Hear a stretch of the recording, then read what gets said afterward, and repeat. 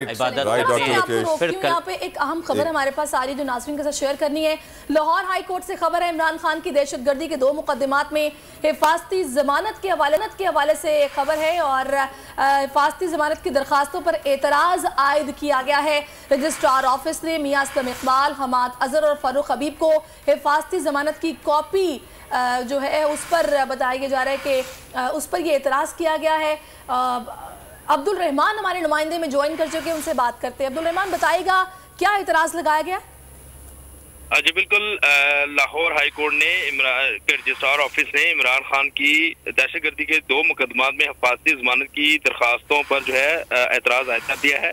Registrar office की जानब से दरखास्तों में ये एतराज़ आयद किया गया है कि जो शरीक मुलज़मों को लाहौर हाई कोर्ट के 2 रुकनी बेंच की जानब से जो हिफाजती जमानत मिली है, उनका जो फैसला है वो उसकी कॉपी जो है इन दरखास्तों के साथ लिफ्ट नहीं की गई, जिसकी बना पर रजिस्ट्रार ऑफिस ने ये एतराज़ आयद करते हुए दरखास्तें वापस कर दी हैं और वकला की जानब से मुसद्दका जो कॉपियां हैं वो हासिल करने के बाद ये एतराज़ जो है वो दूर किया जाएगा।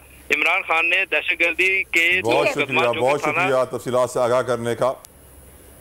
और जनाब